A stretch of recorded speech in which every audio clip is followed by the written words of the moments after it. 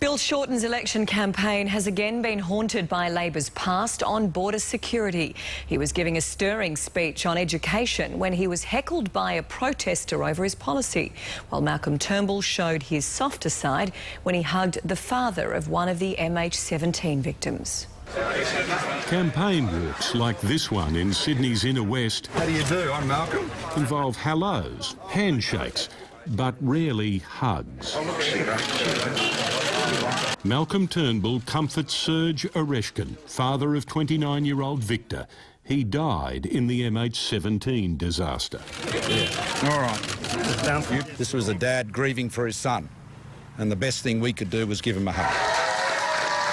Bill Shorten was in the arms of supporters at a party rally in Brisbane.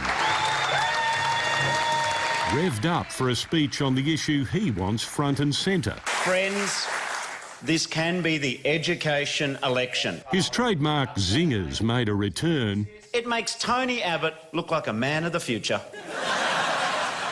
They remember Christopher Pyne was Education Minister.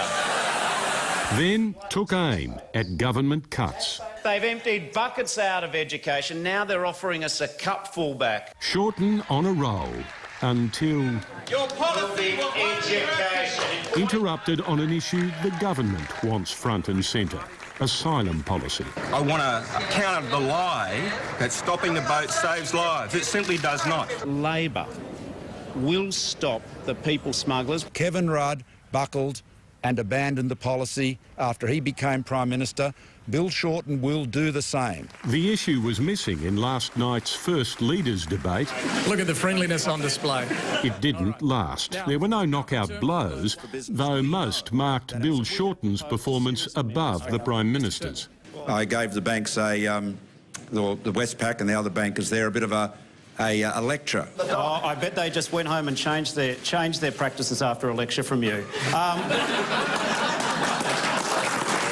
As Malcolm Turnbull retreated from another fight, cuts to bulk billing on pathology. Susan Lee, our Health Minister, has reached agreement with the pathologist, with Pathology Australia, and they will be continuing to bulk bill. That's misleading, says the Medical Association. It claims the deal only parks the problem for the next couple of months. In other words, until after we vote. This as doctors gear up to make their grievances heard over the next 7 weeks. I think that this is going to be something that we see played out in doctors' surgeries right around the country. Safer territory?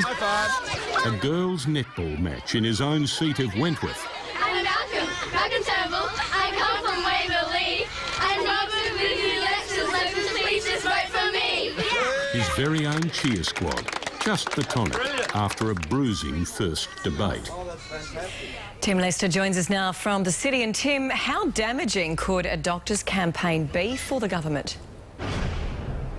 Hi Mel, well this could be a bit of a double punch for the government to withstand here, because the doctors tomorrow will outline their campaign, particularly against the freeze in the Medicare patient rebate taken now out to 2020 under the last government. Doctors are really mad about that, in the last budget that is, and they intend to distribute posters around the country and essentially fight this in surgeries around Australia. But the problem for the government is also Labor would prefer a fight on healthcare in this campaign. The government wants the focus on asylum policy as well on the economy. So far they've been pretty even in terms of winning the debate to their areas of discussion, but if the doctors really do weigh in on this, they might tip it a little bit Labor's way. Mel? Yeah, all right. Tim Lester, thanks very much for joining us tonight live in Sydney.